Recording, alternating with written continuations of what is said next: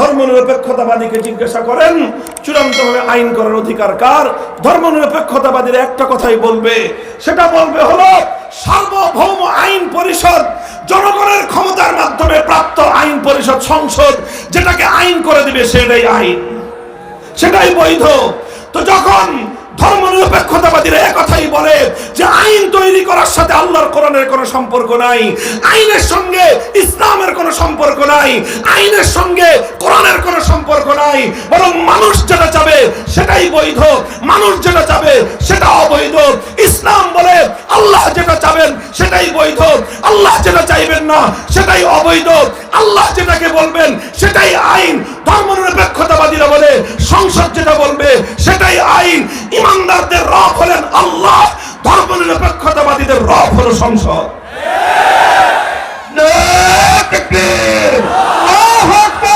ইসলামের শত্রুরা হুঁশিয়ার সাবধান, ইহুদের কারালেরা হুঁশিয়ার সাবধান, আল কোরআনের আলো আলো, দুনিয়ার মুসলিম এক হও, এক হও, এক হও, এক হও, দুনিয়ার মুসলিম জাহাদ জাহাদ জাহাদ চায়, জিহাদ করে বাঁচতে চাই, আমরা হক এগিয়ে চলো, আমরা আছি আপনার সাথে।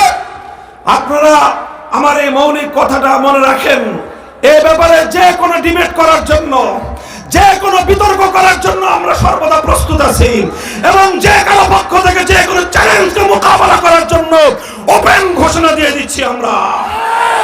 ধর্মনিরপেক্ষ মতবাদ একটা কুফরি মতবাদ, ধর্মনিরপেক্ষ ব্যক্তি কোশ্চেন কারো ইমানদার হতে পারে না।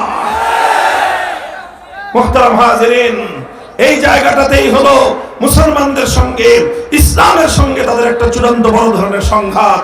কিন্তু ধর্মনিরপেক্ষতার নানা রকম ভুলভাল ব্যাখ্যা দিয়ে মুসলমানদেরকে তালগোল বুঝায় দিয়ে মুসলমানদেরকে ঈমান হরণ করবার পায়তারা চালায়। যেভাবে ইহুদিরা খ্রিস্টানরা তাদের পণ্ডিতদেরকে আইন তৈরি করবার অধিকার দিয়েছিল, যেভাবে ইহুদি খ্রিস্টানরা তাদের পাদ্রীদেরকে নিরঙ্কুশ ভাবে আল্লাহর আইনের বিরুদ্ধে আইন করার অধিকার দিয়ে রেখেছিল, ঠিক তদ্রুপ যেদিন থেকে পৃথিবীর রাজনীতিকে সেকুলারিজম দখল করেছে, সেই দিন থেকে মুসলমানদের রবের আইন বাদ দিয়ে সেকুলার ধর্মের তাদের যে রব, সেই রবের আইনকে তারা বৈধতা দিয়ে রেখেছে। আল্লাহ পাক উম্মতকে সে কথাগুলো বুঝবার তৌফিক দান করেন। এই বিষয়ে আর দীর্ঘ আলোচনা আমি আজ এখানে করব না। এটার ব্যাপারে যদি আরো কারো ডিটেইল জানার প্রয়োজন হয় যোগাযোগ করবেন ইনশাআল্লাহ। কোরআন এবং হাদিস থেকে অজস্র রেফারেন্স দিয়ে চোখে আঙ্গুল দিয়ে দেখিয়ে দেব যে কিভাবে ধর্মনিরপেক্ষ ধর্ম, কিভাবে সেকুলার ধর্ম ইসলামের সঙ্গে শতভাগ বৈপরীত্য রাখে। আল্লাহ পাক উম্মতকে বুঝবার তৌফিক দান করেন। বলেছিলাম এই যে তাওহীদ, এই তাওহীদ এটাকে বলা হয় তাওহীদ ফির রুবুবিয়্যাহ, এটাকে বলা হয় তাওহীদ ফিল হাকিমিয়্যাহ। আইন করবার চূড়ান্ত অধিকার একমাত্র কার? কেউ বলতে পারেন তাহলে মানুষকে আইন করতে পারবে না? হ্যাঁ, ইসলাম বলে, কোরআন বলে মানুষ আইন করতে পারবে এক শর্তে। কয় শর্তে? জোরে বলেন কয় শর্তে? এক শর্ত হলেই মানুষের কোন আইন আল্লাহর কোন আইনের বিরুদ্ধে যেতে পারবে না। সারা দুনিয়ার মানুষ মিলে যদি কোন আইন করে আর সেই আইনটা যদি আল্লাহর আইনের কন্ট্রাডিক্টেড হয়, 700 কোটি মানুষের আইন বাতিল বলে গণ্য হবে, আল্লাহর আইন কার্যকর থাকবে। এটাই হলো ইসলাম, এটাই হলো তাওহীদ। আর 700 কোটি মানুষের কথায় যারা আল্লাহর ছোট্ট একটা আইনকে পরিবর্তন করে দিবে, তারা হাজি হতে পারে, গাজী হতে পারে, পাজি হতে পারে, ইমানদার হতে পারে না।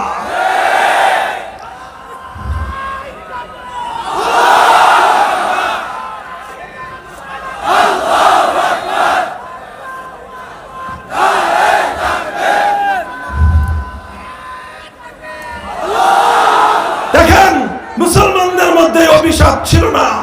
মুসলমানরা কোনদিন তাদের সমাজে এক আল্লাহর আইন ছাড়া কোন মানুষের বানানো আইনকে তারা মেনে নিত না। এই অভিশাপ মুসলমানদের উপর চাপিয়ে দিয়েছিল ব্রিটিশ বেনিয়ারা। ব্রিটিশ বেনিয়ারা আমাদের দেশটাকে দখল করে সবচেয়ে বড় অভিশাপ যেটা আমাদের উপর চাপিয়ে দিয়েছে সেটা হলো আমাদের সমাজ থেকে, আমাদের দেশ থেকে আল্লাহর কোরআনের বিধানকে উৎখাত করে দিয়ে ব্রিটিশরা তাদের নিজেদের প্রবর্তিত আইন আমাদের উপর চাপিয়ে দিয়েছে।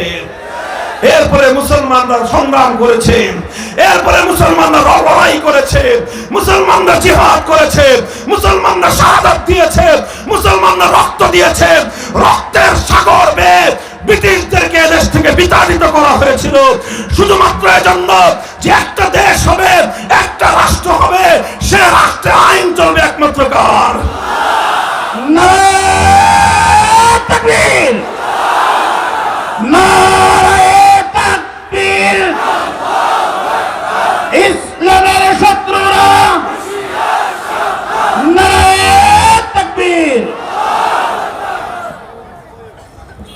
মুহতারাম হাজিরিন, দুঃখ এবং পরিতাপের বিষয় হলো এই যে এই মুসলমানদের হৃদয়ের আকাঙ্ক্ষা, মুসলমানদের এই অন্তরের তামান্না যে তারা একটা দেশ চেয়েছিল, একটা মানচিত্র চেয়েছিল, একটা ভূখণ্ড চেয়েছিল, যেই ভূখণ্ডটা অনেক বড় দেশ না হতে পারে, সেই ভূখণ্ডটা অনেক সমৃদ্ধশালী না হতে পারে, সেই ভূখণ্ডটা অনেক টাকা পয়সার মালিক না হতে পারে, সেই ভূখণ্ডে মানুষ 3 বেলা খেতে না পারে, সেই ভূখণ্ডে মানুষ 1 বেলা খেয়ে থাকতে পারে, প্রয়োজনে সেই ভূখণ্ডের মানুষ না খেয়ে থেকে পেটে পাথর বাঁধতে পারে, কিন্তু একটা ভূখণ্ড হবে, একটা মানচিত্র হবে, যে মানচিত্রের সংবিধান হবে আল কোরআন।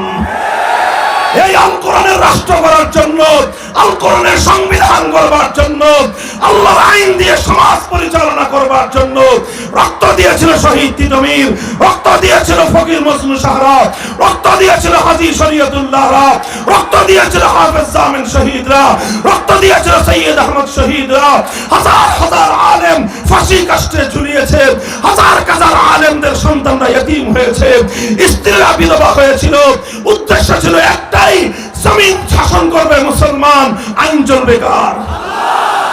দুর্ভাগ্যজনক ভাবে পশ্চিম পাকিস্তানি স্বৈর শাসকরা 24 বছর পর্যন্ত মুসলমানদেরকে তাদের এই অধিকার থেকে বঞ্চিত রেখেছে, যার প্রেক্ষিতে 1971 সালে দেশটাকে দ্বিখণ্ডিত করা হয়েছে। 71-এর পর যখন দেশটা মুক্ত এবং স্বাধীন হলো, এই স্বাধীনতার পরে ভারতের তৎকালীন প্রধানমন্ত্রী ইন্দিরা গান্ধী, শ্রীমতী ইন্দিরা গান্ধী, তিনি ভারত যেটা নাকি একটা ধর্মনিরপেক্ষ রাষ্ট্র, সেই রাষ্ট্রের মূলনীতিগুলোকে শেখ মুজিবুর রহমান সাহেবের মাধ্যমে বাংলাদেশের সংবিধানের উপর চাপিয়ে দিয়ে বাংলাদেশটাকে ভারতের গোলামে পরিণত করেছে, বাংলাদেশটাকে ভারতের একটা গোলাম রাষ্ট্রে পরিণত করেছে, বাংলাদেশের সংবিধানকে ভারতের দাসত্বের শৃঙ্খলের অঙ্গীকারপত্র বানিয়েছে। এজন্য আমরা বলি, এটা চ্যালেঞ্জ করে আমি বলি, ইতিহাসের সূত্রে বলি, 1971-এর মুক্তিযুদ্ধে বিজয় অর্জন করার আগ পর্যন্ত বাংলাদেশে কেউ কোনোদিন ধর্মনিরপেক্ষতার কথা বলে নাই। শেখ মুজিবুর রহমান সাহেব ধর্মনিরপেক্ষতার কথা আগে বলেন নাই, আওয়ামী লীগ আগে ধর্মনিরপেক্ষতার কথা বলে নাই। আগে তারা বলতো পাস করতে পারলে কোরআন সুন্নাহ বিরোধী কোনো আইন আমরা করব না। এই অঙ্গীকার তারা করে ক্ষমতায় আসার পর তারা সব ইসলামের বিরুদ্ধে একটা একটা করে আইন পাস করেছে, রাষ্ট্র থেকে আল্লাহর নামটাকে তারা মুছে ফেলবার চেষ্টা করেছে। মুহতারাম হাজিরিন, এজন্য আমার আখেরি পয়গাম আপনাদের কাছে, আমার এই স্বাধীন মাতৃভূমির কাছে, এদেশের নতুন প্রজন্মের কাছে, এই জেনারেশনের কাছে আমাদের একটা পয়গাম, আমাদের একটা আহ্বান। আজ বাংলাদেশের সামনে সবচেয়ে গুরুত্বপূর্ণ 2টা ইস্যু।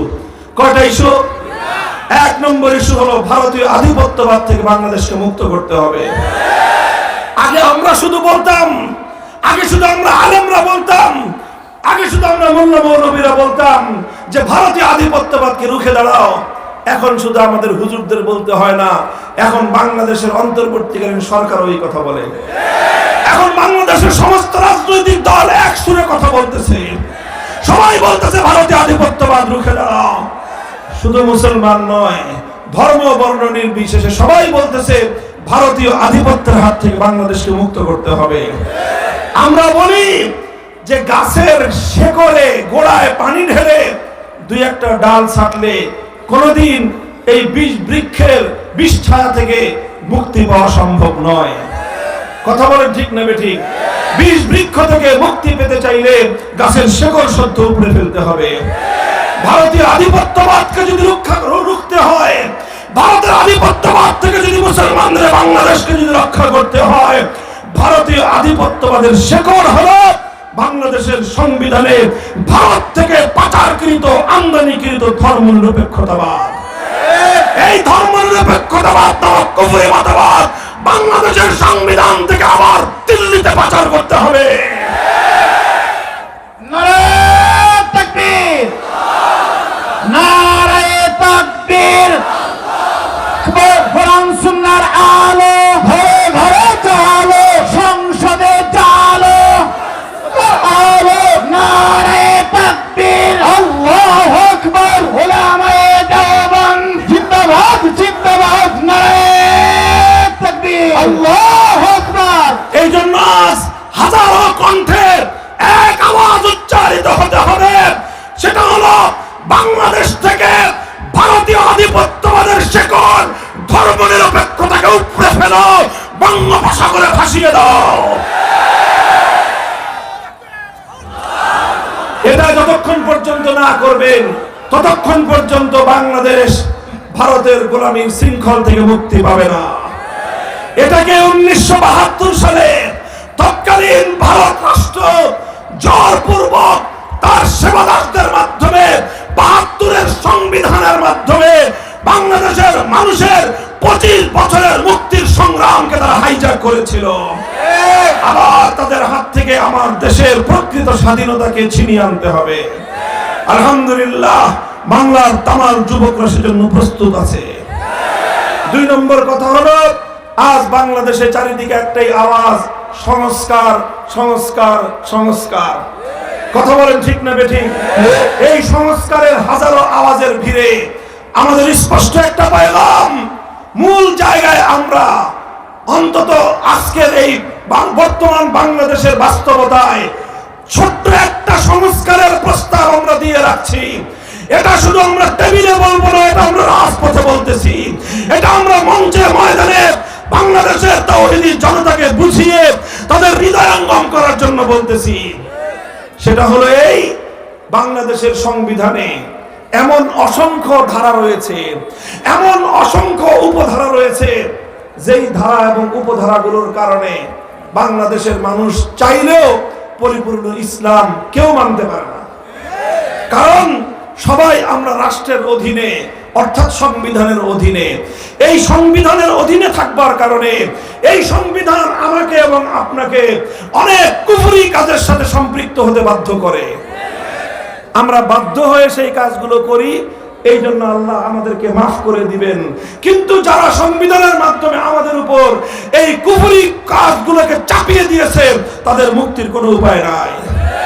আর আমাদের মুক্তির একটা উপায়, যেহেতু আমরা বাধ্য হয়ে এই সকল ইসলাম বিরোধী কাজগুলো করতে বাধ্য হই, এজন্য আমাদের মুক্তির উপায় হলো আমাদেরকে এই কুফরি ধারাগুলো সংবিধান থেকে পরিবর্তন করার চেষ্টা করতে হবে। করবেন তো চেষ্টা?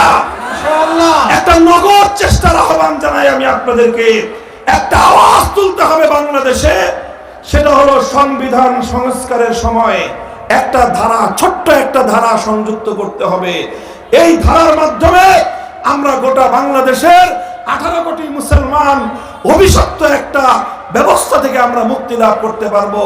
কুফরির একটা বাধ্যতামূলক ব্যবস্থা থেকে আমাদের ঈমান নিয়ে আমরা বেঁচে থাকতে পারবো।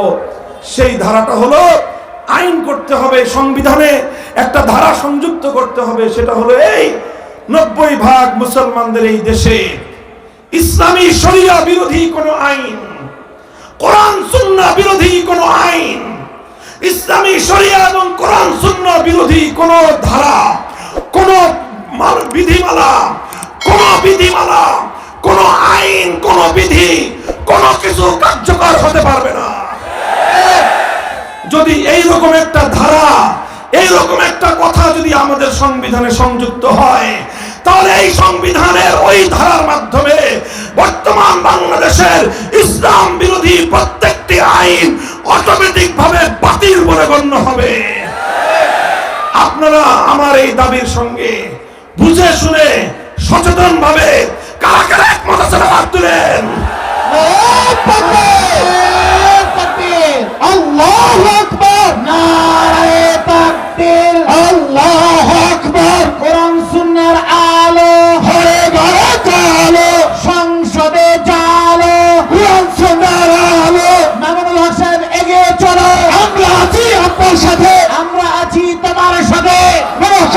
এগিয়ে চলো। নারে তাকবীর, আল্লাহু আকবার। উলামায়ে দেওবন্দ জিন্দাবাদ জিন্দাবাদ। দিয়েছি তো রক্ত, আরো দিব রক্ত।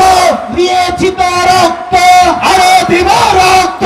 রক্তের বন্যায় ভেসে যাবে অন্যায়। নারে তাকবীর, আল্লাহু আকবার।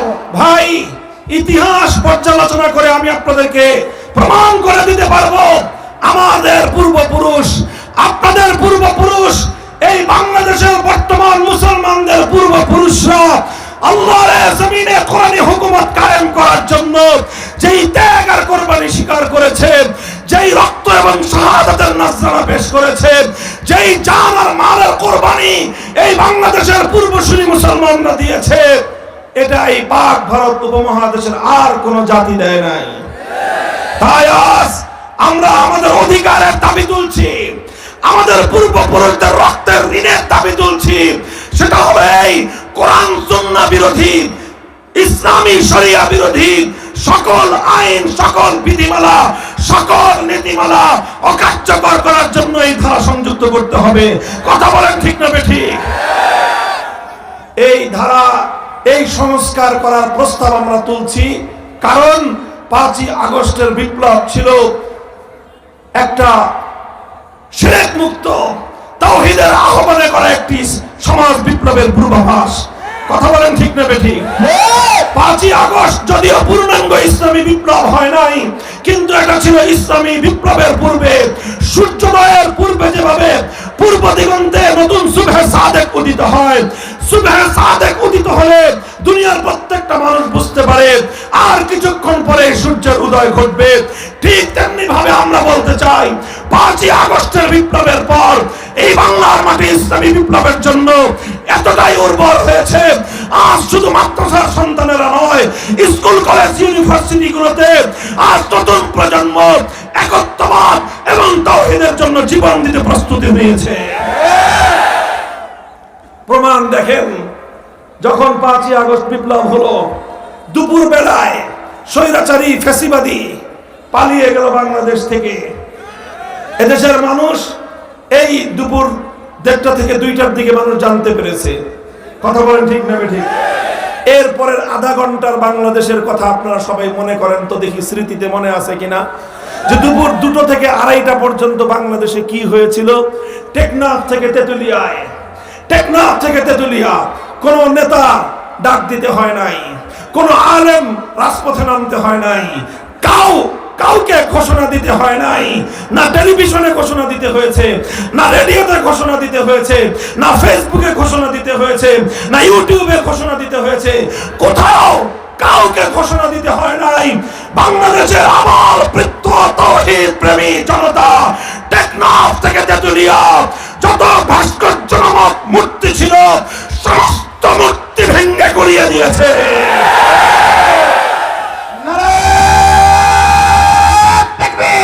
আল্লাহু আকবার, নারে তাকবীর, আল্লাহু আকবার। হই হই রই রই, শেখ হাসিনা গেলি কই, খুনি হাসিনা গেলি কই, হই রই রই। আমরা ওয়াজ মাহফিলের উপযোগী স্লোগান দেব ইনশাআল্লাহ। স্লোগান তো অবশ্যই দিতে হবে, তবে ওয়াজ মাহফিলের উপযোগী। কথা বলেন ঠিক না বেঠিক? পরিষ্কার কথা, এই যে সমস্ত ভাস্কর্যগুলোকে আল্লাহর জমিনে মূর্তি স্থাপন করার জন্য আমাদের কণ্ঠকে স্তব্ধ করার চেষ্টা করা হয়েছিল, যারা মূর্তির বিরুদ্ধে কথা বলেছে তাদেরকে জনবিচ্ছিন্ন করার জন্য এমন কোন ষড়যন্ত্র নাই ফ্যাসিবাদী সরকার যেটা করে নাই। কিন্তু এদেশের মানুষের হৃদয়ের মধ্যে তাওহীদের বীণ যখন বেজেছে, এদেশের মানুষের হৃদয়ে যখন তাওহীদের ঝংকার উঠেছে, কোন শক্তি, কোন পাহারা এই সকল ভাস্কর্য নামক শিরকের মূর্ত প্রতীক, এই প্রতিমাগুলোকে, এই মূর্তিগুলোকে রক্ষা করতে পারে নাই। 5 তলার সমান বিশাল দেবতার মূর্তিকে তাওহীদি জনতা গলায় সুতার রশি বেঁধে ভূপাতিত করে দিয়েছে। কথা বলেন ঠিক না বেঠিক? এগুলো করেছে কারা? বিপ্লবীরা। বলেন করেছে কারা? জোরে বলেন করেছে কারা? এটাই ছিল 5ই আগস্টের বিপ্লবের একটা সিম্পটম, এটাই ছিল 5ই আগস্টের বিপ্লবের একটা সিম্বল, এটাই ছিল 5ই আগস্টের বিপ্লবের একটা আইকনিক একটা উপহার। কাজেই সেখান থেকে আমরা বলতে চাই, এজন্য আজ শান্তিপ্রিয় ভাবে আমরা দাবি তুলছি, কোরআন সুন্নাহ বিরোধী আইনকে রহিত করার জন্য, ইসলামী শরিয়া বিরোধী যত নীতিমালা রয়েছে এগুলোকে অকার্যকর করার জন্য এই ধরনের একটা ধারা সংবিধানে সংবিধানে সংযুক্ত করা হোক। কথা বলেন ঠিক না বেঠিক? যদি সহজে এই ধারা এভাবে সংযুক্ত করতে তারা সাহস না পায়, আর যদি এভাবেই এদেশের তাওহীদি জনতার হৃদয়ের আওয়াজ, তাদের এই চিৎকার, তাদের এই আহ্বান যদি এভাবে বারবার প্রত্যাখ্যাত হতে থাকে, আমি তোমাদেরকে আহ্বান জানাবো, তোমরা প্রস্তুতি নাও। আর সেজন্য প্রয়োজন হলে প্রয়োজনে প্রথমে মাথার ঘাম ফেলবো, তারপরে চোখের অশ্রু ফেলবো, এরপরে পূর্ণাঙ্গ ইসলামী বিপ্লবের জন্য, আল কোরআনের সংবিধান কায়েম করবার জন্য 2000 নয়, 2 লক্ষ নয়, 2 কোটি তাজা প্রাণ যদি শাহাদাতের রক্ত দিতে হয়, শহীদ ঈদগাহে যাওয়ার জন্য প্রস্তুত।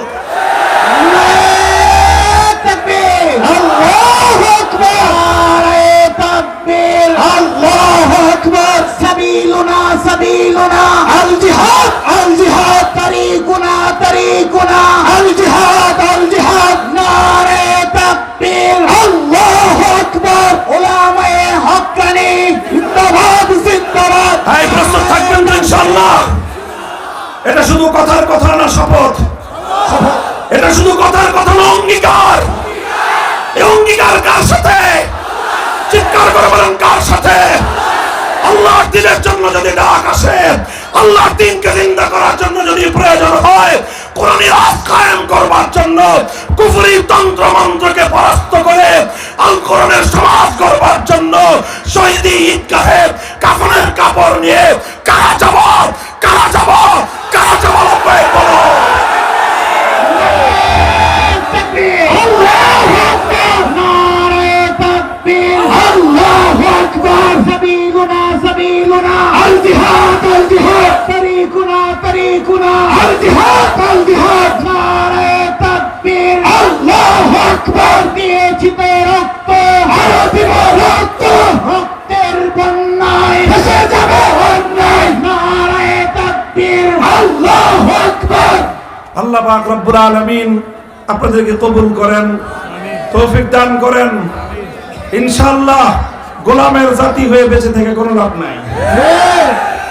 গোলামি করবো তো একমাত্র কার? বলেন কার? যদি এক আল্লাহর গোলামি করার করতেই যদি আমরা প্রস্তুত থাকি, ইনশাআল্লাহ পৃথিবীর কোন শক্তি আমাদের অগ্রবিধান রুখে দাঁড়াতে পারবে না। পৃথিবীর প্রান্তে প্রান্তে মুসলমানরা জেগে উঠছে ইনশাআল্লাহ। খোরাসান জেগেছে, শাম জেগেছে, মিশর জেগে উঠছে, বাংলাদেশ ঘুমিয়ে থাকবে না ইনশাআল্লাহ। আল্লাহ পাক রব্বুল আলামিন আমাদের জীবদ্দশায় সেই দিন দেখার তৌফিক দান করেন।